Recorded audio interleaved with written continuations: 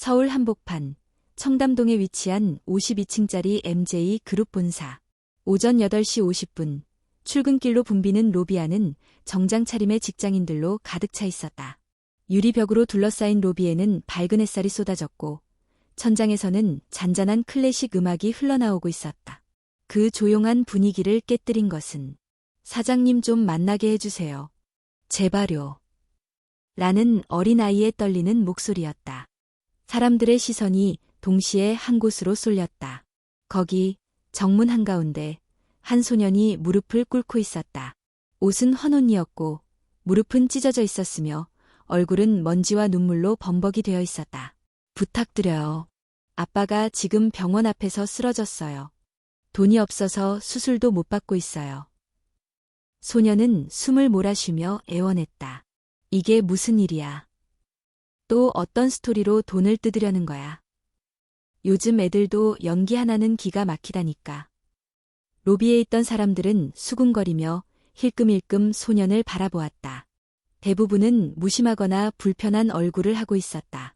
그러나 한쪽 구석, 푸른색 블라우스를 입은 여성 한 명만은 그 자리에서 얼어붙은 듯 서 있었다. 한서연, MJ그룹 CEO 이현석의 수석비서였다. 그녀는 손에 들고 있던 태블릿을 떨어뜨릴 뻔하며 입술을 떨었다. 소년의 얼굴이, 그 눈매와 입술이 잊을 수 없는 얼굴과 너무도 닮아 있었다. 민준이. 그녀의 입술에서 조용히 이름 하나가 흘러나왔다. 그 순간 로비 한쪽 벽면의 엘리베이터가 딩 소리를 내며 열렸다. 정장을 말끔히 차려입은 한 남성이 단호한 걸음으로 로비에 들어섰다. MJ 그룹의 대표이사 이현석이었다. 그는 짧게 정장을 고쳐 입으며 주위를 둘러보았다. 모인 사람들, 소란, 그리고 한가운데 무릎 꿇은 소년. 그는 걸음을 멈추고 보안팀에게 물었다. 무슨 일이죠? 사장님, 이 아이가 갑자기 들어와서 사장님을 꼭 만나야 한대요. 아주 난리입니다. 내가 꼭 만나야 한대. 소년이 고개를 번쩍 들었다. 그의 눈은 붉게 충혈되어 있었고 얼굴에는 눈물이 마르지도 않은 채 남아 있었다. 사장님, 제발 아빠 좀 살려주세요. 아빠가 병원 앞에서 죽어가고 있어요. 아빠가 그러셨어요. MJ 그룹 이현석 사장님만이 날 도와줄 수 있다고. 이현석의 표정이 굳어졌다. 그 이름, 그 목소리, 그리고 이 아이의 얼굴에서 어딘가 익숙한 그 사람의 흔적이 보였다. 그는 몇 초간 침묵했다. 그리고 나직이 말했다. 내 사무실로 데려와. 순간 로비 전체가 얼어붙었다. 전설처럼 냉정함과 원칙으로 알려진 이현석 사장이 이름도 모르는 행색도 초라한 아이를 직접 자신의 사무실로 데려가겠다고 한 것이다. 로비 구석에서 서연은 무의식 중에 입을 틀어막았다. 그녀의 다리는 덜덜 떨리고 있었고 마음은 이미 눈앞에 있는 작은 존재에게 달려가고 있었다. 하지만 그녀는 움직일 수 없었다. 그럴 자격이 과연 있을까? 이현석의 비서가 소년을 데리고 CEO 전용 엘리베이터에 탔다. 순간 소년은 뒤를 돌아보았고 그 짧은 순간 서연과 눈이 마주쳤다. 그녀는 숨을 삼켰다. 민준이었다. 그 아이는 분명 그녀의 아들이었다. 그녀가 가슴에 묻어둔 지 6년이 지난 너무도 보고 싶었던 그 아이. 엘리베이터 문이 닫혔다. 로비는 다시 조용해졌지만 서연의 가슴은 숨조차 쉴 수 없을 만큼 요동치고 있었다. 이렇게 해서 운명이 다시 움직이기 시작했다. 묻혀있던 과거가, 봉인되었던 감정이 하나 둘 세상 밖으로 나오기 시작했다. 그리고 그 중심에는 7살짜리 눈물 범벅인 소년 민준이 있었다. 민준은 조심스레 고개를 들었다. 그 앞에 놓인 커다란 책상 너머로 MJ그룹의 대표 이현석이 그를 말없이 바라보고 있었다. 사무실은 고요했고 회의용 테이블, 유리창 너머 서울 도심의 전경, 그리고 차가운 침묵이 아이를 더욱 위축시켰다. 물 좀 마실래? 이현석이 조용히 물었다. 민준은 잠시 망설이다가 고개를 끄덕였다. 비서가 건넨 생수병을 받아들고 조심스럽게 마시는 그 손끝이 떨리고 있었다. 이현석은 그의 표정을 가만히 살폈다. 이 아이, 왜 이렇게 낯설지 않은 걸까? 이제 말해보자. 너 이름이 뭐니? 박민준이에요. 그 이름을 듣는 순간 이현석의 눈이 미세하게 흔들렸다. 박정우. 그 이름과 연결된 기억들이 그의 머릿속에 빠르게 떠올랐다. 아까 말했지. 내 아버지가 날 알고 있다고. 왜 그렇게 말씀하셨을까? 민주는 잠시 망설이더니 입을 열었다. 아빠가요. 예전에 한 분을 정말 많이 믿었어요. 엄마와 헤어진 후로 그분이 아빠에게 마지막 희망이었다고 하셨어요. 그 사람이 바로 이현석 사장님이라고 하셨어요. 너희 어머니 이름은? 한서연이요. 순간 사무실 안의 공기가 확 변했다. 이현석은 숨을 들이켰다. 한서연. 그 이름이 머릿속에서 울렸다. 그리고 동시에 민준의 눈매와 입술, 얼굴의 곡선들이 서연의 모습을 겹쳐 보이게 했다. 서연. 그럼 내가 서연해. 이현석은 말을 잇지 못했다. 민준은 고개를 숙인 채 말했다. 6년 전 엄마는 아무 말 없이 사라졌어요. 아빠는 매일같이 엄마를 찾았고 나중엔 그냥 죽은 거라고 스스로 믿으려고 했어요. 그렇게 살다가 아빠 간이 망가졌고 병원에서도 수술비 없으면 그냥 기다리라고 해서 그래서 여기 온 거예요. 마지막이라는 생각으로요. 그 말에 이현석은 눈을 감았다. 머릿속이 복잡하게 얽히기 시작했다. 6년 전 서연이 갑자기 사라졌다. 아무런 연락도 없이 모든 걸 정리하고 종적을 감췄다. 그녀의 행방을 수소문했지만 단서 하나 찾지 못했고 결국 그는 그렇게 그녀를 마음속에서 묻었다. 그런데 지금 그의 눈앞에 그녀의 아들이 있었다. 아버지는 지금 어느 병원에 계시니? 서울대병원이요. 응급실 앞에서 대기 중이에요. 의사 선생님이 곧 쓰러질 수도 있다고 하셨어요.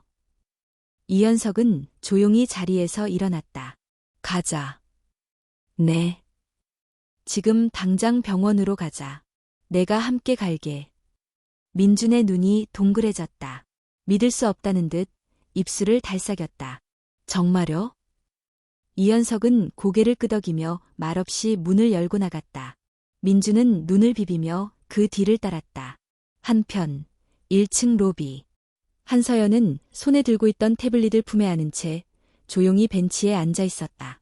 눈동자는 아무것도 보지 않는 듯 허공을 응시하고 있었다. 민준이 살아있었어. 그 눈, 그 표정. 내가 잊을 수 없는. 눈가가 붉어졌다. 서연은 떨리는 손으로 가슴을 쥐었다.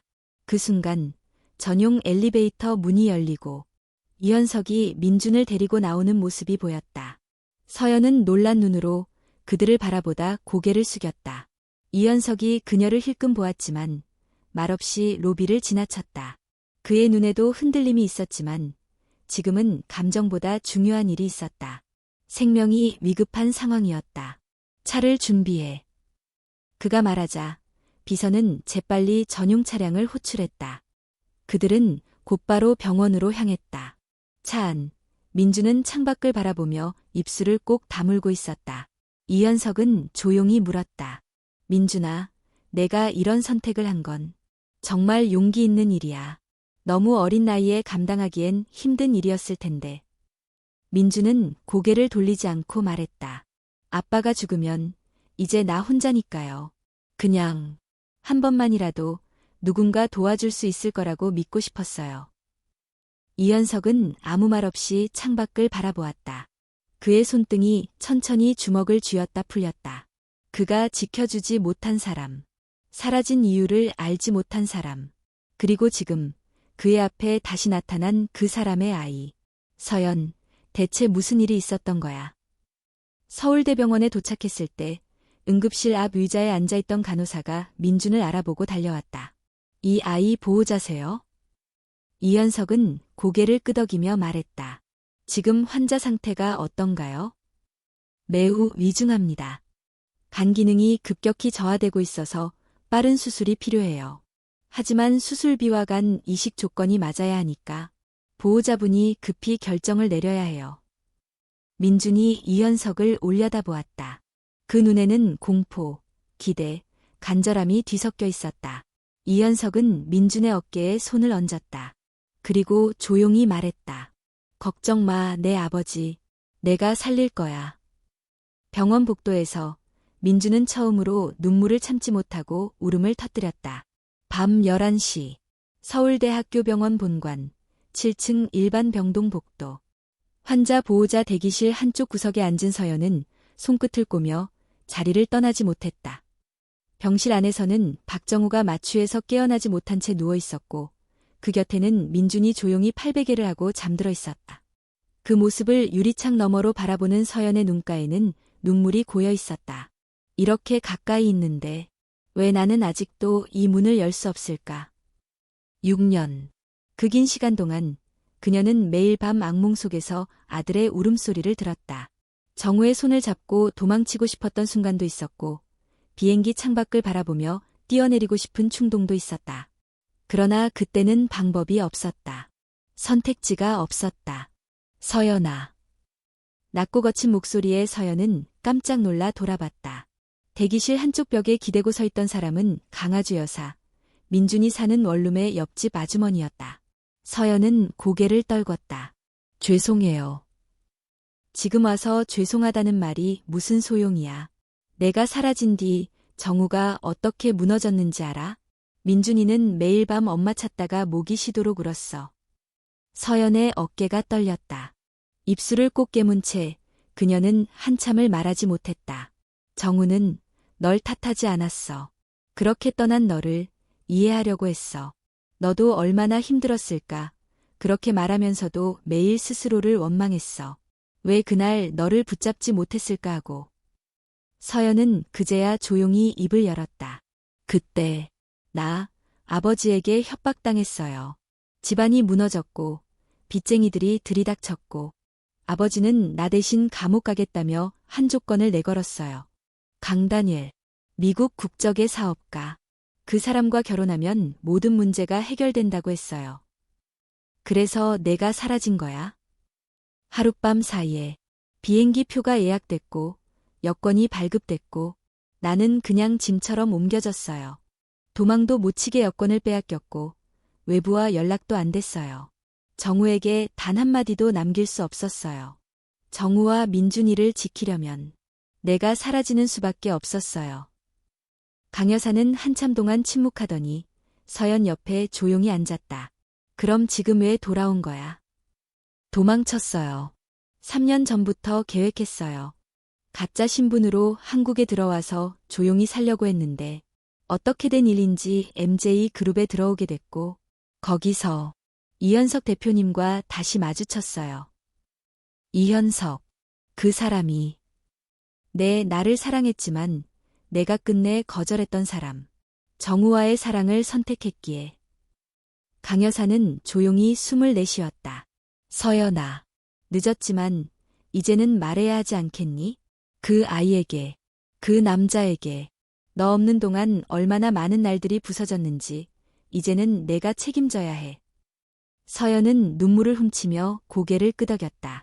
그날 밤 서연은 병실 문을 조심스레 열었다.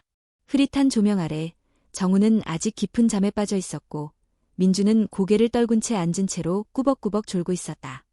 그녀는 조용히 민준 앞에 앉았다. 민준아.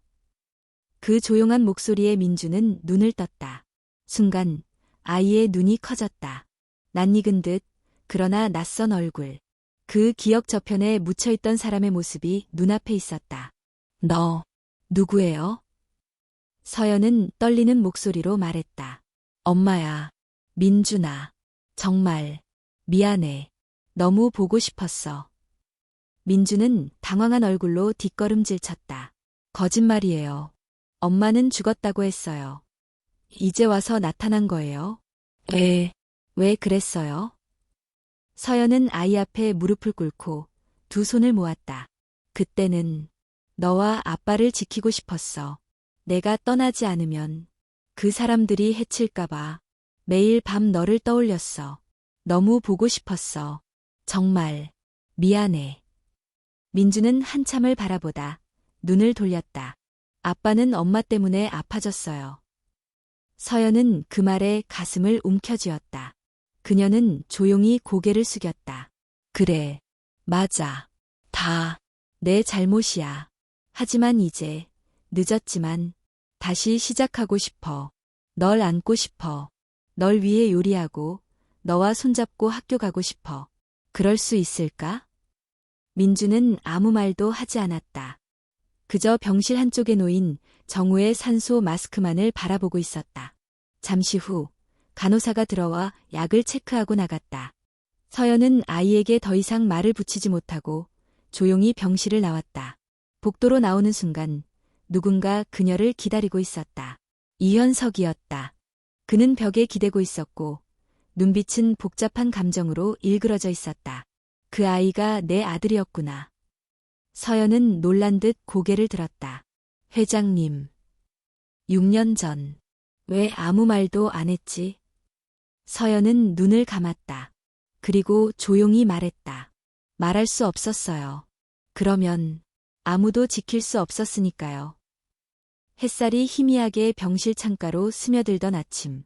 서울대학교 병원 7층 719호 병실 안에는 잔잔한 기계음만이 들리고 있었다. 박정우는 천천히 눈을 떴다. 천장에 박힌 형광등 불빛이 흐릿하게 시야에 들어왔다. 목이 마르고 머리는 어지러웠지만 무엇보다 먼저 느껴진 것은 자신의 손을 꼭 잡고 있는 작은 손의 온기였다. 민준아. 그가 힘겹게 입을 열자 잠들어 있던 민준이 깜짝 놀라 눈을 떴다. 아빠. 민준은 금세 눈가가 붉어졌고 그의 손을 더 세게 잡았다. 아빠. 드디어 깨어났어요. 정말 무서웠어요. 정우는 약한 웃음을 지으며 아들의 이마를 쓰다듬었다. 괜찮아. 이제 괜찮아. 미안하다. 아들아. 너 혼자 얼마나 무서웠을까. 그 순간 병실 문이 조용히 열렸다. 한서연이었다. 그녀는 조심스레 걸어 들어왔고 눈이 마주친 순간 정우의 몸이 뻣뻣하게 굳었다. 서연. 그 한마디에 방 안의 공기가 달라졌다. 민주는 숨을 죽인 채 두 사람 사이를 바라보았다. 서연은 한 걸음 앞으로 다가섰다. 정우야. 사라져서 고마워. 정말, 정말 미안해. 그동안 얼마나 힘들었을지. 정우는 고개를 돌렸다. 돌아올 생각이 있었으면 왜 6년이나 걸렸어? 서연은 떨리는 목소리로 말했다. 나도 매일, 매 순간 돌아오고 싶었어. 하지만 그러면 민준이와 당신 모두 위험해질까봐. 그 사람은 그런 인간이었어. 내가 사라지지 않으면 가만두지 않겠다고 협박했어. 정우는 그녀를 향해 고개를 들었다. 그 눈엔 화와 슬픔, 그리고 억눌러온 분노가 섞여 있었다. 넌 적어도 한마디는 할 수 있었잖아. 도와달라고, 기다려달라고, 아니, 최소한 민준이한테는. 서연은 울먹이며 고개를 숙였다. 그게 내가 가장 후회하는 일이야. 그녀는 민준을 향해 고개를 돌렸다. 민준아, 어젯밤 엄마라고 했던 거 기억하지? 내가 갑자기 놀라서 뛰쳐나갔지만 엄마는 진짜야. 내 엄마야. 민준은 말없이 침대 끝에 앉아있던 인형을 쥐었다. 아직 엄마라는 말 못하겠어요. 서연의 얼굴이 무너졌다. 민준은 조용히 말했다. 아빠가 엄마 이야기만 나오면 울었어요. 밤에 잠 못 자고 일어나서 술 마시고 방 안에서 혼잣말하고 그때마다 난 무서웠어요. 근데 엄마는 그냥 없었어요. 내가 그리워할수록 더 안 돌아왔어요. 정우는 눈을 감았다. 그 말들이 민준의 입에서 흘러나온 진심이 자신의 마음을 찌르는 듯 아팠다. 서연은 눈물을 삼키며 말했다. 그래, 천천히 해도 돼. 엄마라는 말 안 해도 괜찮아. 다만 이젠 도망치지 않을게. 내 곁에 있을게. 매일, 매 순간 지켜볼게. 정적이 흐르는 병실. 그 순간 문을 두드리는 소리와 함께 간호사가 들어왔다. 박정우 씨, 회복 상태 확인하러 왔습니다. 간호사가 들어오는 사이 서연은 조용히 병실을 빠져나왔다. 복도를 걸으며 그녀는 휴대폰을 꺼냈다. 그리고 이현석에게 전화를 걸었다. 회장님, 감사합니다. 병원비, 민준이, 그리고 그동안 제가 너무 많은 짐을 드린 것 같아서. 전화기 너머 이현석의 목소리는 여전히 차분했다. 지금은 그런 말 필요 없어. 정우가 깨어났다는 소식 들었어. 다행이야. 서연은 망설이다가 말했다. 민준이가 아직 저를 받아들이지 못해요. 그건 당연해. 시간이 필요해. 6년의 공백은 단 하루로는 채워지지 않으니까. 서연은 입을 꾹 다물었다. 그때 이현석의 말이 이어졌다. 그 아이에게 필요한 건 진심이야. 내가 정말 아이와 정우 곁에 있을 준비가 됐다면 지금부터가 시작이야. 서연은 눈을 감으며 조용히 대답했다. 준비됐어요. 이젠 그 누구에게도 등을 돌리지 않을 거예요. 한편 MJ 그룹 본사 고층. 이현석은 창밖을 바라보고 있었다. 그의 손엔 한 통의 서류가 들려 있었다. 강다니엘, 미국 시민권자, 불법 체류 의혹, 국내 재입국 기록 없음. 그는 그 서류를 탁자에 내려놓고 조용히 중얼거렸다. 곧 다시 나타나겠지. 그 순간 책상 위 전화기가 울렸다. 비서가 말했다. 회장님, 병원 보안팀에서 보고가 들어왔습니다. 낯선 남성이 병원 응급실 앞을 배회했다는 목격이 있습니다. 이현석의 눈빛이 차갑게 변했다. 움직이기 시작했군. 서울대학교병원 7층 병동복도. 이른 새벽의 병원은 특유의 차가운 공기와 고요한 긴장감이 감돌고 있었다. 이현석은 병실 앞에 서 있었다. 그의 옆에는 MJ 그룹 보안팀장이 조용히 서 있었다. 확실한가? 네, 회장님. 어젯밤 새벽 2시경 병원 CCTV에 모자와 마스크를 착용한 남성이 1층 응급실 로비를 3차례 왕복하며 배회한 기록이 있습니다. 정우 씨가 응급실에 입원해 있었던 당시 시간과 겹칩니다. 이현석은 잠시 눈을 감았다. 얼굴은 식별 가능하나.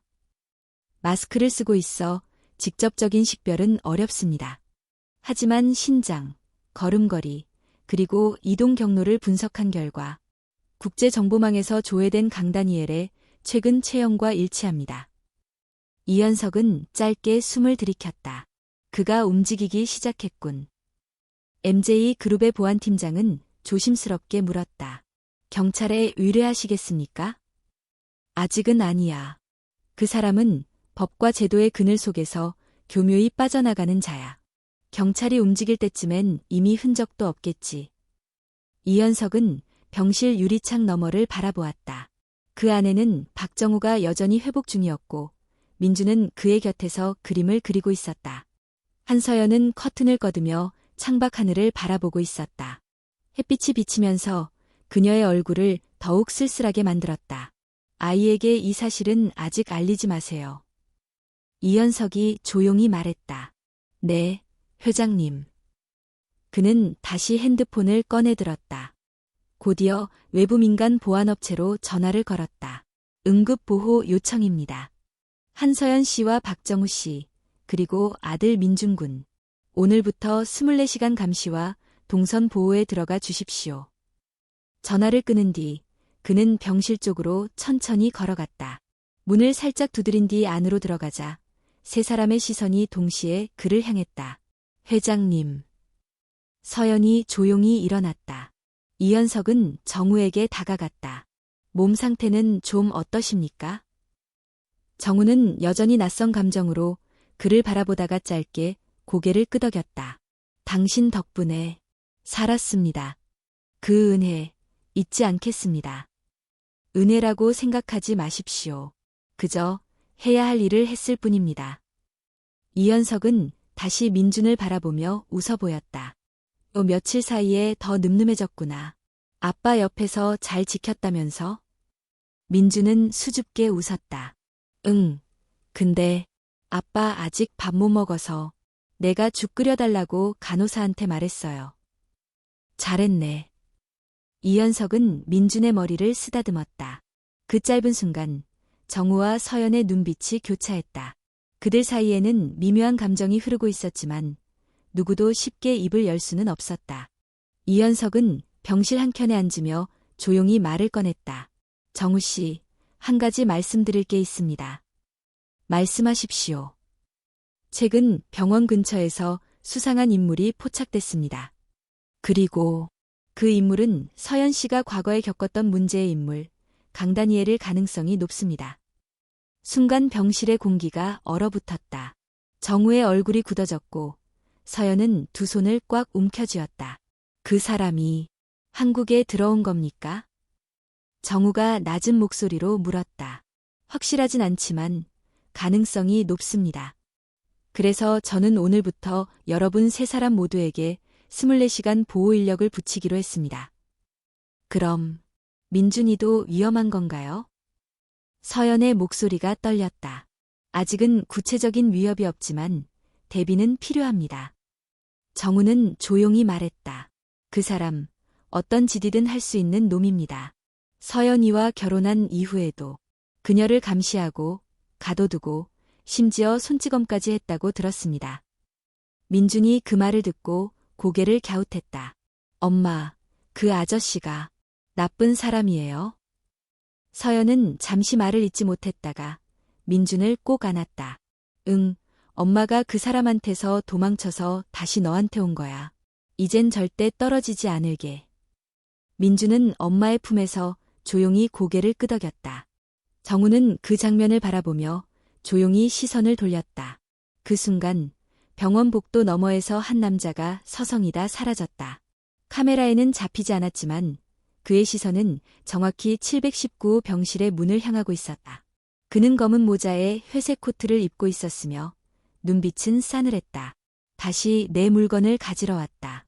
이번엔 내가 직접 데려간다. 서울대학교병원 간담도액과 효의실.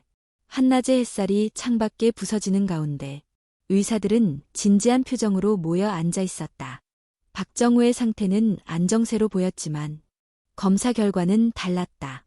현재 박정우 씨의 간 기능은 급속도로 저하되고 있습니다. 기존의 약물 치료로는 더 이상 회복이 어렵고 지금 시점에서 생명을 구할 수 있는 유일한 방법은 간 이식입니다. 담당 주치의가 말했다. 서연은 숨을 삼키며 질문했다. 기증자는 찾을 수 있나요? 의사는 조심스럽게 고개를 저었다.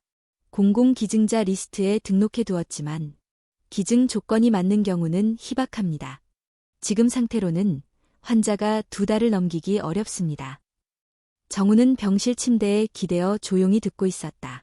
민주는 복도에서 대기하고 있었고 병실 안은 무겁고 침묵에 잠겨 있었다. 환자의 혈액형이 B형 RH+이고 체중, 간 기능 조건까지 고려했을 때 직접 기증이 가능한 가족이나 지인이 있는지 확인해 보셔야 합니다. 의사의 말에 모두의 시선이 서연에게 향했다.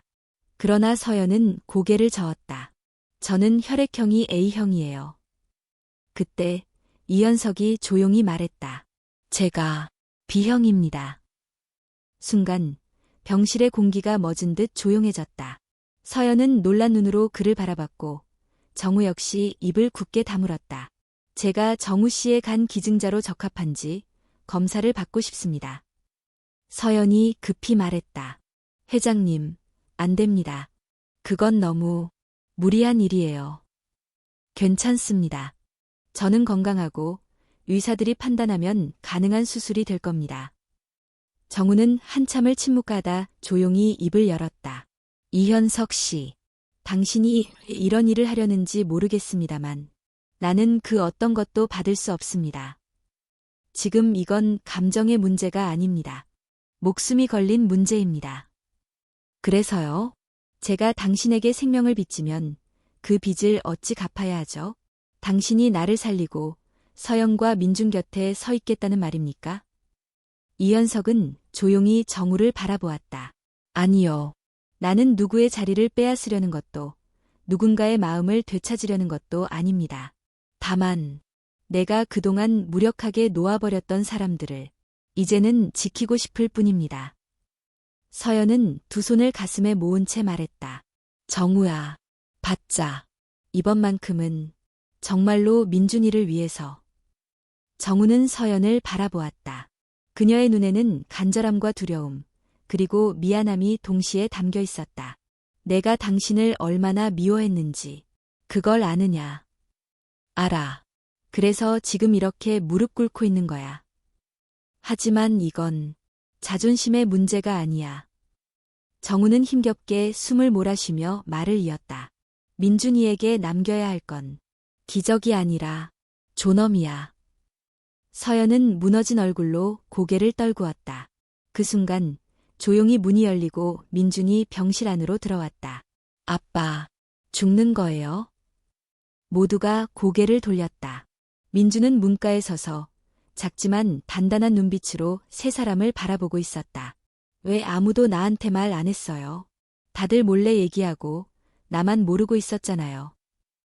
서연이 다가가려 했지만 민준은 한 걸음 물러섰다. 그냥 나도 듣고 싶었어요. 아빠가 얼마나 아픈지, 엄마가 왜 갑자기 왔는지, 그리고 왜 이 아저씨가 우리를 돕는 건지. 이현석은 무릎을 꿇었다. 민준의 눈높이에 맞추기 위해. 민준아, 나는 내 엄마를 예전에 아주 많이 좋아했어. 하지만 너희 엄마는 너희 아빠를 선택했고 나는 그걸 받아들였어. 지금 내가 너희를 돕는 건 그 과거를 붙잡고 싶은 게 아니라 지금 너와 너희 가족이 무너지지 않기를 바래서야. 민준은 조용히 말했다. 그럼 아저씨가 아빠 살릴 수 있어요? 응. 하지만 내 아빠는 나에게 그런 부탁을 하는 걸 자존심이 허락하지 않는 거야. 민준은 병실 안을 둘러보았다. 엄마는 울고 있었고 아빠는 입술을 깨문 채 고개를 숙이고 있었다. 그는 천천히 정우에게 다가가 손을 꼭 잡았다. 아빠, 살아줘요. 부탁이에요. 내가 아직 하고 싶은 말도 많고 같이 가고 싶은 데도 많고 그리고 엄마도 돌아왔잖아요. 정우는 그 작은 손의 온기에 눈시울이 붉어졌다. 이기고 싶었다. 끝까지 당신에게 빚지지 않고 싶었어. 그의 시선이 이현석에게로 향했다. 하지만 지금은 아이가 먼저다. 그 말에 이현석은 고개를 숙였다. 내일 아침 검사 받겠습니다. 기증 조건이 맞다면 바로 수술 준비를 진행하죠. 병실 안의 공기는 바뀌었다. 절망에서 희망으로, 분노에서 용서로, 그리고 그 안에는 세 사람의 감정이 얽히고 설켜 있었다. 서울대학교병원, 수술 전 중환자 준비실. 이른 아침의 공기에는 긴장과 묵직한 침묵이 감돌고 있었다. 이현석은 수술복으로 갈아입은 채 의자에 앉아 있었다. 간이식 수술 전 최종 검사를 마친 그는 곧 마취실로 이동하게 될 예정이었다. 간호사가 혈압을 체크하며 말했다. 기증자 상태 아주 좋습니다. 간 조직 적합성도 98% 이상으로 확인됐습니다. 외후도 긍정적일 것으로 보입니다. 이현석은 짧게 고개를 끄덕였다. 감사합니다. 그때 문이 조용히 열리며 서연이 들어왔다. 그녀는 마치 숨도 쉬지 못한 듯 초췌한 얼굴로 이현석을 바라보았다. 정말 이렇게까지 하지 않아도 됐어요. 누군가는 해야 했어. 그게 나일 수 있어서 다행이라고 생각해. 이 일로 당신이 더 이상 아이를 가질 수 없게 될 수도 있어요. 당신의 인생이 바뀌는 일이에요. 이현석은 조용히 웃었다. 그건 중요한 문제가 아니야. 나는 이미 가진 것보다 잃은 게 더 많은 사람이라서. 서연은 입술을 떨며 눈물을 삼켰다. 미안해요. 미안할 거 없어. 이건 선택이었고 나는 후회하지 않아. 그 순간 병원복을 입은 민준이 문을 살짝 열고 안으로 들어왔다. 엄마, 나 들어와도 돼요? 서연이 깜짝 놀라며 고개를 끄덕였다. 왜 아직 안 자고 있었어? 아저씨 보기 전엔 못 자겠어요. 민준은 조심스럽게 이현석에게 다가가더니 그의 손을 꼭 잡았다. 고마워요, 아저씨. 이현석은 잠시 말을 잇지 못했다. 너무 멋진 사람이에요. 그래, 고맙다 민준아. 하지만 너희 가족이 행복해지는 게 나한텐 더 큰 선물이야. 민주는 고개를 살짝 갸웃하더니 조용히 말했다. 근데 나 하나만 물어봐도 돼요? 응, 말해봐. 어른들은 왜 그렇게 어렵게 사랑해요? 이현석과 서연은 동시에 고개를 들었다. 민주는 계속해서 말했다. 엄마는 도망쳤고, 아빠는 용서하지 않으려고 했고, 아저씨는 잊으려고 했잖아요. 그냥 사랑하면 사랑한다고 말하면 안 되는 거예요? 서연의 눈에서 눈물이 떨어졌다. 민주는 작지만 단단한 목소리로 말했다. 나는 누가 더 잘났는지 모르겠고, 누가 이기고 지는지도 몰라요. 근데 아빠가 없어지는 건 싫어요. 아저씨가 다치거나 죽는 것도 싫고, 엄마가 또 사라지는 것도 싫어요. 그는 한참을 말없이 서 있다가 고개를 숙였다. 그냥 다 같이 있었으면 좋겠어요. 병실 안은 조용해졌다. 이현석은 한쪽 무릎을 꿇고 민준의 눈높이에 맞췄다. 민준아, 넌 정말 대단한 아이야. 어른들이 못 보는 걸 너는 보고 있어. 아저씨, 수술 잘 받고 다시 와줘요. 내가 죽 끓여줄게요. 약속할게. 내가 끓인 죽 꼭 먹을게. 서연은 조용히 아이를 안았다. 이현석은 깊은 숨을 들이신 뒤 간호사의 안내를 따라 수술실로 이동했다. 수술실 문이 닫히는 순간 서연은 그 앞에서 꼼짝도 하지 못한 채 서 있었다. 그녀의 어깨 위로 민준의 작은 손이 조용히 얹혀졌다. 엄마, 괜찮아질 거야. 그 사람, 다시 돌아올 거야. 서연은 아이를 안고 눈을 감았다. 몇 시간 뒤, 이식수술은 성공적으로 마무리되었다. 박정우는 회복실로 이송되었고, 이현석 역시 중환자실에서 안정 상태를 보였다. 의료진은 말했다. 두 분 모두 반응이 좋습니다. 앞으로 2에서 3일이 고비이지만 회복 가능성은 매우 높습니다. 정우는 수술 후 처음 눈을 떴을 때 마주한 것은 서연의 얼굴이었다. 끝났어. 응. 당신, 살아났어. 그 사람은 마취에서 깨어나고 있어. 생명엔 지장 없어. 정우는 천장을 바라보다 작게 웃었다. 살려달라고 말하지 않았는데 결국 날 살렸네. 민준이 말이야. 그 말 한마디가 우리 모두를 바꿨어. 정우는 천천히 고개를 돌려 그녀를 바라보았다. 서연아, 우리 다시 시작할 수 있을까? 서연은 한참을 침묵하다가 조용히 말했다. 응. 하지만 이번엔 민준이가 먼저 허락해야 해. 병실 밖, 민준은 창밖을 바라보며 속삭였다. 진짜 다 괜찮아졌으면 좋겠다. 일주일이 지났다.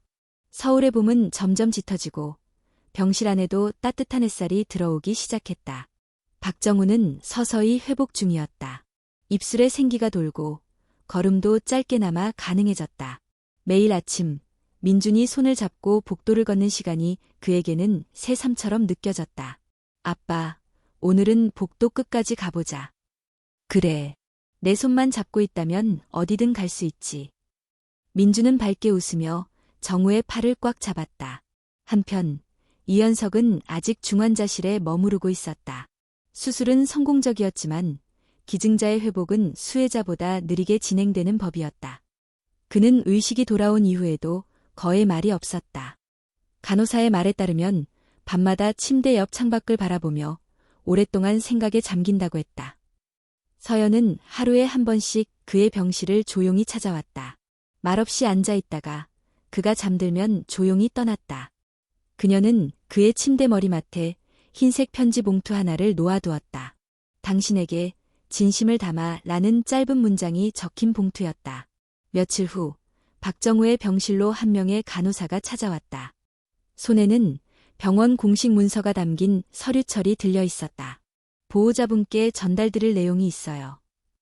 서연과 정우는 동시에 고개를 들었다. 어떤 내용인가요? 간 이식과 관련된 기록인데요. 환자분께 직접 전달하라는 요청이 있었습니다. 기증자의 이름은 비공개로 남아있고 대신 짧은 메모가 함께 첨부되어 있습니다. 서연이 조심스럽게 서류를 펼쳤다. 거기엔 간 기증 관련 수술 기록이 있었고 이름란에는 단 한 줄이 적혀 있었다. 기증자의 요청에 따라 익명 처리되었으며 그가 남긴 유일한 메시지는 다음과 같습니다. 서연은 메모를 펼쳤다. 거기에는 깔끔한 글씨체로 이런 문장이 적혀 있었다. 사랑이란 함께하지 않아도 그 사람의 삶이 평안하길 바라는 마음이다. 지금 그 사람이 웃고 있다면 나는 그걸로 충분하다. 그 문장을 읽는 순간 서연은 눈물이 차올랐다. 박정우는 조용히 눈을 감았다. 역시 그 사람이었군. 응. 그는 끝까지 자신의 이름을 내세우지 않았어. 아마도 우리에게 빚지게 만들고 싶지 않았겠지. 정우는 고개를 떨구었다. 자존심이 무너졌다고 생각했는데 지금 보니 진짜 강한 사람은 그였던 것 같아. 서연은 그의 손을 꼭 잡았다. 당신은 목숨을 걸고 버텼고 그 사람은 몸을 내주고 떠났고 나는 도망쳤다가 돌아왔어. 정우는 그녀의 얼굴을 바라보았다. 우리 이제는 누구의 희생 위에 서는 삶이 아니라 같이 걸어가는 삶을 살자.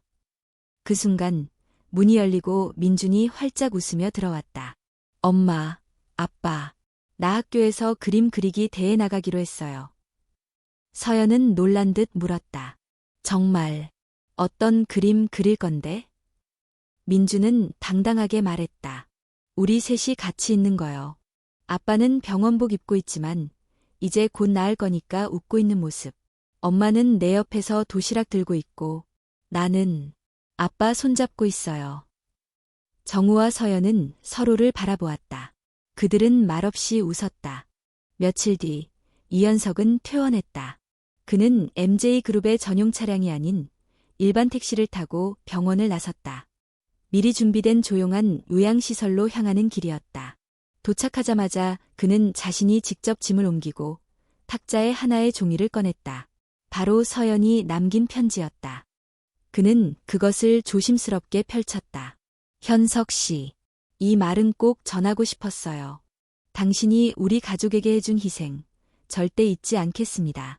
당신은 결국 누구보다도 강하고 따뜻한 사람이었어요. 하지만 우리는 이제 우리의 길을 가야 해요. 미안하고 고맙고 잊지 않을게요. 그는 편지를 천천히 접어 탁자 위에 올려두었다. 그 뒤로 창문을 통해 멀리 도시의 전경이 보였다. 서울은 여전히 분주했고 사람들은 각자의 하루를 살고 있었다. 이현석은 깊은 숨을 들이쉬며 혼잣말처럼 말했다. 잘 살아줘. 그게 내가 바라는 전부야. 그는 창문을 닫고 조용히 커튼을 내렸다. 그날 밤 민주는 가족 앨범을 꺼내들고 그림을 완성했다. 밝은 색으로 칠해진 셋의 얼굴이 웃고 있었다. 그리고 구석에 작은 인물 하나를 덧그렸다. 양복을 입고 멀리서 그들을 바라보는 그림자. 민주는 조용히 그 그림자 위에 한 줄을 썼다. 나를 구해준 이름 없는 영웅. 봄비가 내리고 있었다. 서울 외곽, 한적한 골목길. 우산 하나 없이 젖은 채 거리를 걷는 남자의 발걸음이 조용히 멈췄다. 그는 눈앞의 간판을 바라보았다. MJ그룹 산하재단이 운영하는 가정회복 심리상담소. 그곳에는 매주 목요일마다 서연이 자원봉사 상담사로 근무하고 있었다. 강다니엘은 문을 열지 않고 한참을 그 앞에 서 있었다. 그의 눈은 차가웠고 미세한 떨림이 손끝에 전해졌다. 결국 여기까지 왔군. 그는 코트 주머니에서 오래된 휴대폰 하나를 꺼내 들었다. 그 안에는 한 통의 영상이 저장되어 있었다. 6년 전 서연이 미국 자택의 방 안에서 눈물을 흘리며 찍힌 영상이었다. 당신이 떠나고 싶어 했던 그 순간. 나는 이미 모든 걸 알고 있었어. 하지만 그때 널 보내지 못한 건 사랑이 아니라 소유였지. 강다니엘은 천천히 몸을 돌려 뒷골목으로 사라졌다. 그의 발걸음은 조용하지만 명확했다. 다음 목적지는 서울 시내의 한 초등학교.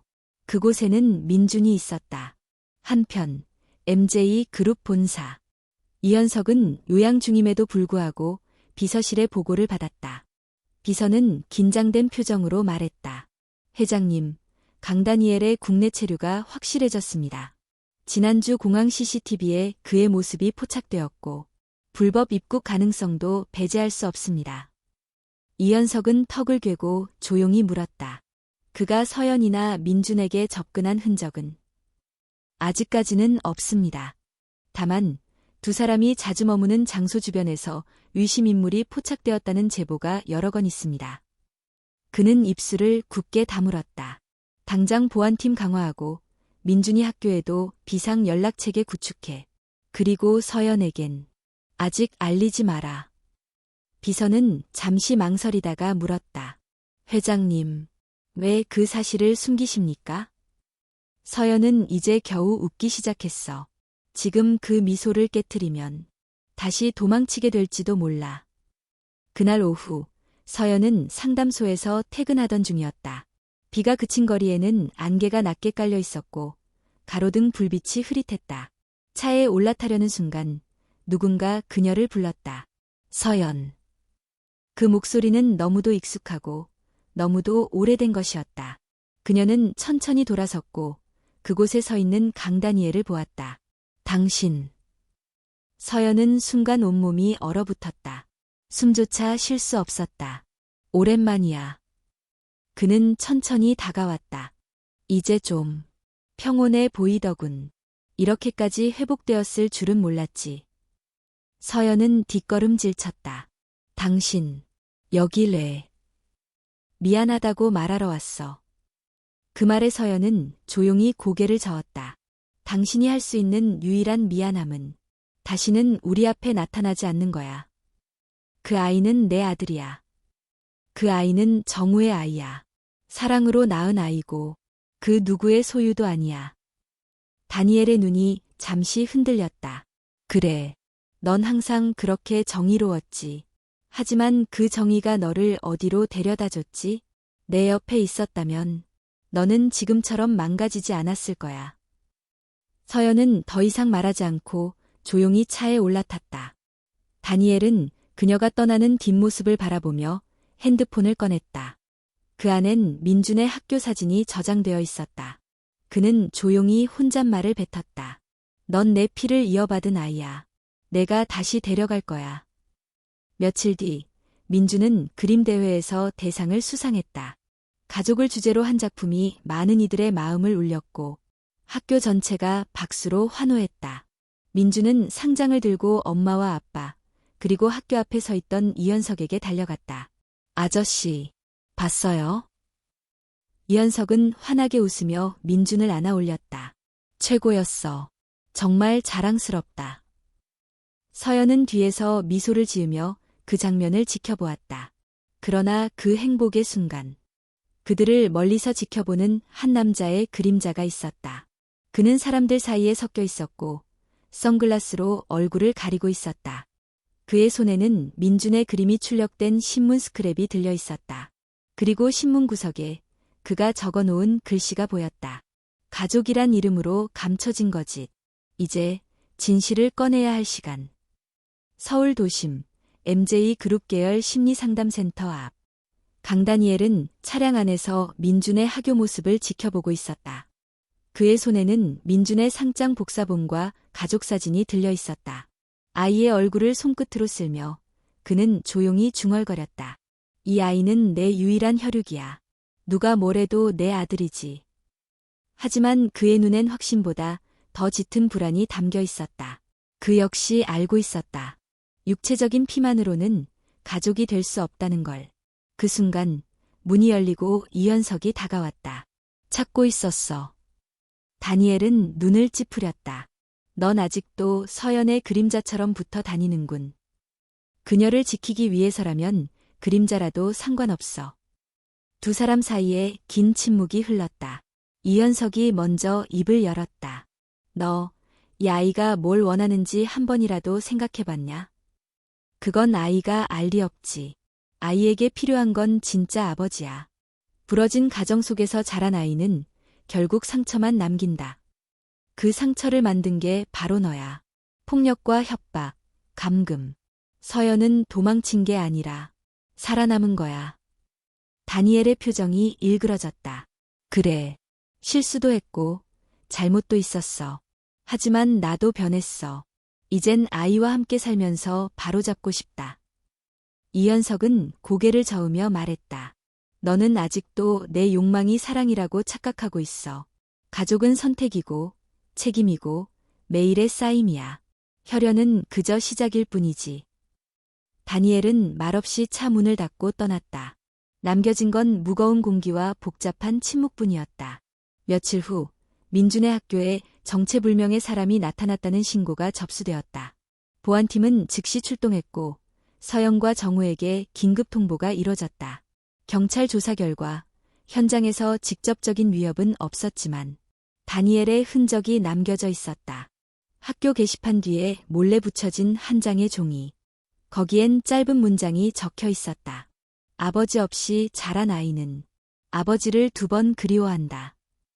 정우는 그 문장을 읽고 난 후 한참을 말없이 앉아 있었다. 그는 복잡한 표정으로 서연에게 물었다. 그 사람, 정말 민준의 생물학적 아버지일까? 서연은 천천히 고개를 끄덕였다. 응, 나도 오래전부터 알고 있었어. 하지만 난 아이에게는 정우, 너밖에 없다고 믿었어. 정우는 그녀를 바라보다 고개를 끄덕였다. 그래. 그렇다면 더더욱 내가 이 아이를 지켜야겠지. 그날 밤 민주는 정우의 무릎에 앉아 조용히 말했다. 아빠. 응, 민준아. 나한테 진짜 아빠가 2명 있는 거예요? 정우는 숨을 고르며 대답했다. 그렇다고도 할 수 있고, 하지만 진짜 중요한 건 누가 너랑 매일 같이 있었는지야. 누가 내 손을 잡고 내 눈물을 닦아줬는지.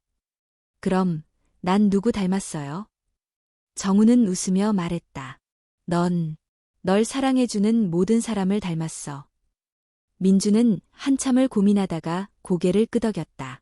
그럼 됐어요. 나는 지금 우리 가족이 좋아요.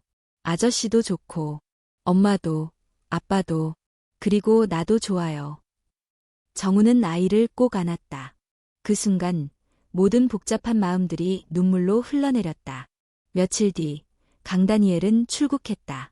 어떠한 소송도 제기하지 않았고 유산 분쟁도 없었다. 그는 아무 말 없이 떠났고 그 후로 다시는 연락이 없었다. 하지만 정우는 알았다.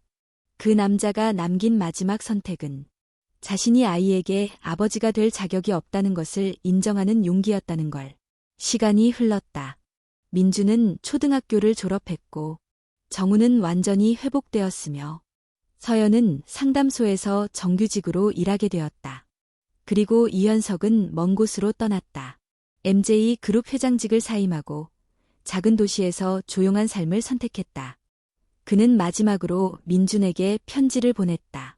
민준아, 너를 처음 만났던 나를 잊지 못해. 너의 용기, 내가 한 말, 그리고 내가 내게 준 희망.